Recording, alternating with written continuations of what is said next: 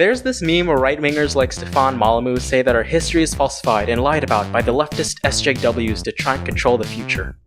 Hi everybody, this is Stefan Molyneux, and I hope you're as sick and tired as I am of being lied to about everything all the time, and I'm going to help you break out of the matrix of Marxist delusions that have birthed our self-destructive modern culture. And it's incredibly frustrating when they say stuff like this because they're so close to enlightenment, and then they completely miss and fail miserably. It is true their history has been lied about, but it's not the leftists that are doing it. The US government has historically tried to silence any opposition to make themselves look good. This isn't clearer than an event nearly 50 years ago in 1962 known as the Cuban Missile Crisis. What's usually taught about the Cuban Missile Crisis? Well, the crisis took place from October 16, 1962 to the 28th. It started when the Soviet Union placed missiles in Cuba and the US felt threatened by this breach of security. The missiles were placed in Cuba because the US had placed missiles in Turkey. After multiple close calls, a quarantine, and an escalation of tension, the crisis was finally resolved through John F. Kennedy's diplomacy with the Soviet Union's Khrushchev. By the way, do you like this presentation style? Totally ripped it off of Stefan, sorry dude.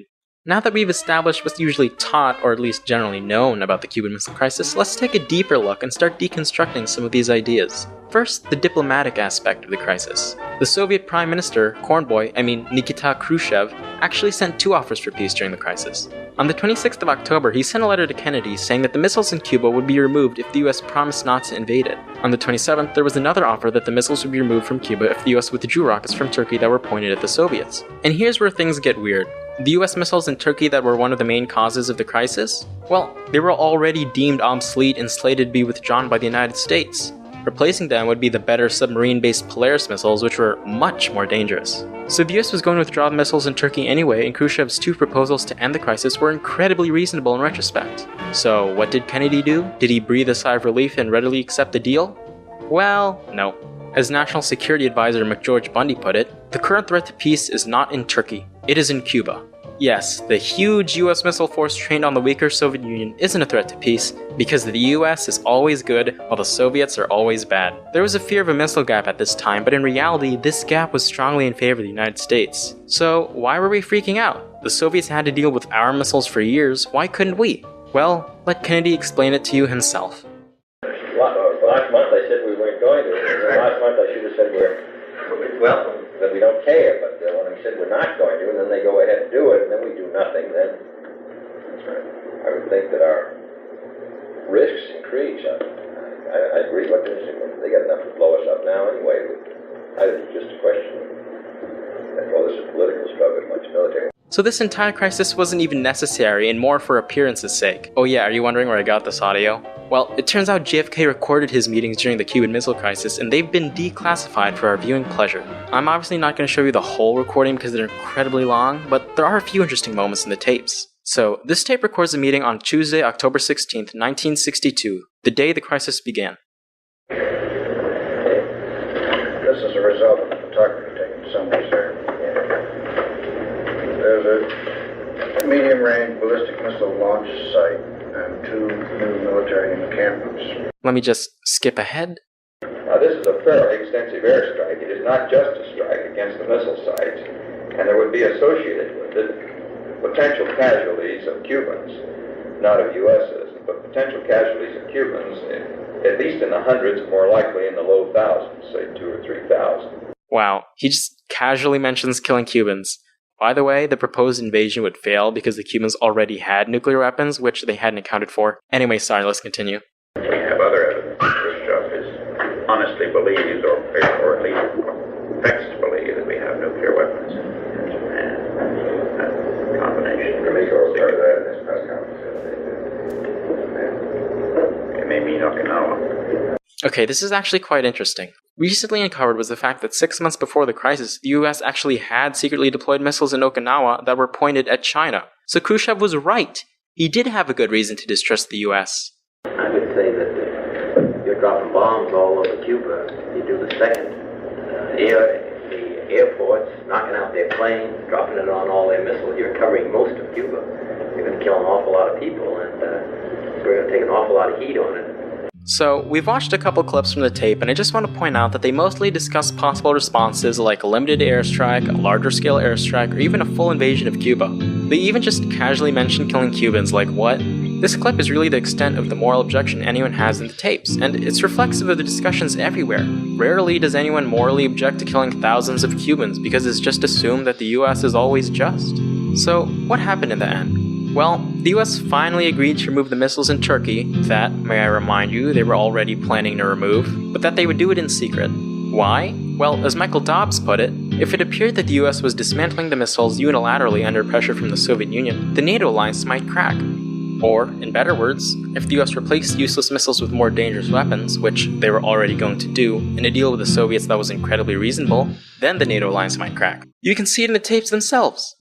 Mr. President, there's an emergency. Castro just sent us a screwdriver and told us to screw ourselves. Bad Castro, I'm gonna screw him so hard. Wait, what's that noise? Fidel Castro, are you doing the Gangnam Style?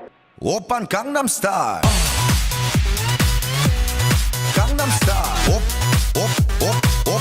Oppan Gangnam Style. Whoa, sorry there guys, I didn't mean to put the audiobook of my historical fanfiction on. No, not that historical fanfiction. Nope, not that one either. Or that one. Look, can we just continue? What about the Cubans? This is the Cuban Missile Crisis after all. Let's take a look from their perspective. Well, without a deterrent and a great lessening of Soviet forces in Cuba, the US pinky promised to probably not invade. In the aftermath of the crisis, however, Cuba wasn't left alone. On November 8th, when the Pentagon announced that all known Soviet missile bases were dismantled, a sabotage team carried out an attack on a Cuban factory, killing 400 workers. This was Operation Mongoose, Kennedy's terrorist campaign in Cuba.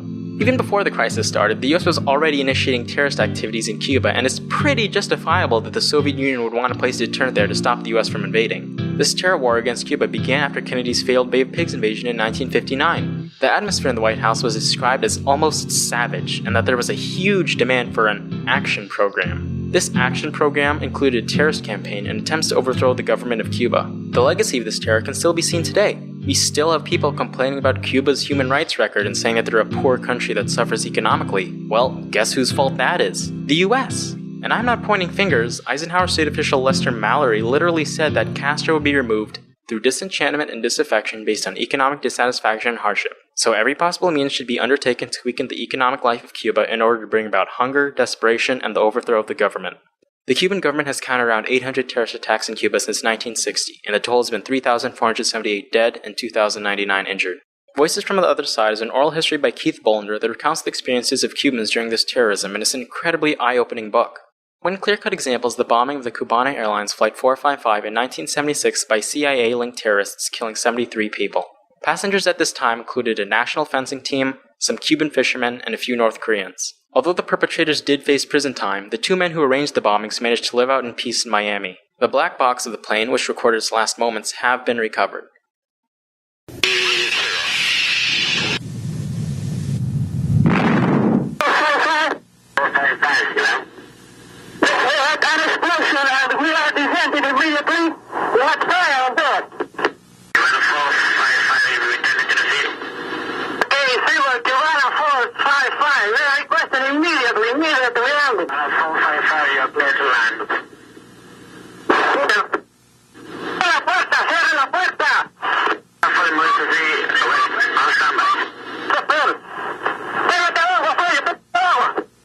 The US terrorist campaign in Cuba went on with bombings in hotels, biological terrorism, the torturing of innocent fishermen, the murders of teachers, and Operation Peter Pan. I know you're wondering, what does this terrorism have to do with the Cuban Missile Crisis? Well, it has everything to do with it. Historian Thomas Patterson states, had there been no exile expedition at the Bay of Pigs, no destructive covert activities, no assassination plots, no military maneuvers and plans, and no economic and diplomatic steps to harass, isolate, and destroy the Castro government in Havana, there would not have been a Cuban Missile Crisis.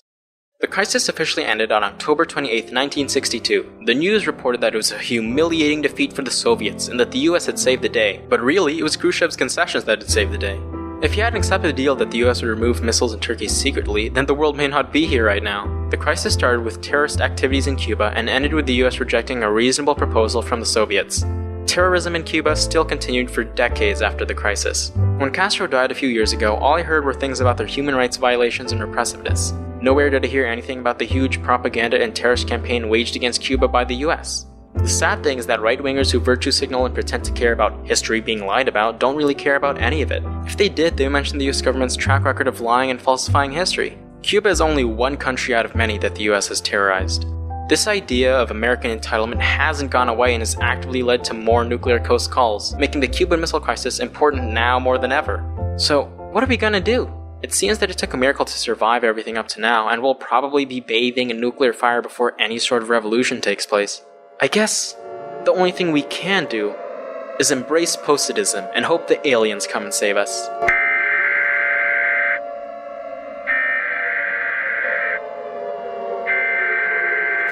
We interrupt your programming. This is a national emergency. Important instructions will follow. Whoa, what the heck is going on? Please shut your mouth. I am trying to give a warning. You shut your mouth, jerk. Now let me figure this out.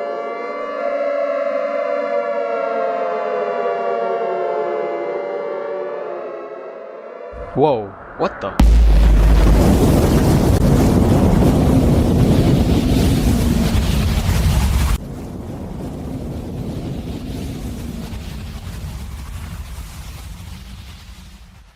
This is boring. Wanna go play Fortnite? Crossplay is disabled for Switch and PS4. Capitalism is such a piece of shit! That joke probably would have been funnier if I'd finished the video a month earlier, but I wasn't not gonna put it in. So I'm thinking of making this into some sort of series where I delve into the truth about other historical events, you know, like Stefan Molyneux does, but good.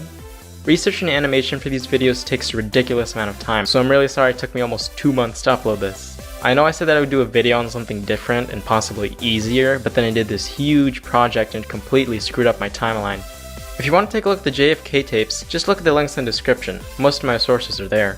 In addition to recommending voices from the other side, I'd also recommend Who Rules the World, which I used heavily as a source, specifically the chapter The Week the World Stood Still. I'll put a link to it in the description. And as always, no war but the class war.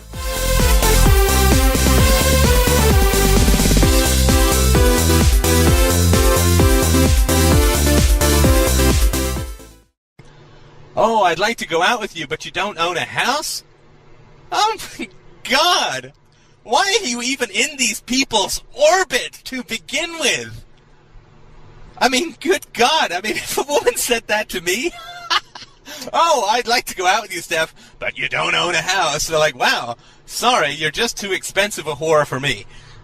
I mean, thanks, but, you know, I don't engage in prostitution, so I'm afraid that you're going to have to find some other blind, self-hating sugar daddy to prey on. I mean, my God! How could you even continue a conversation with such a predatory witch?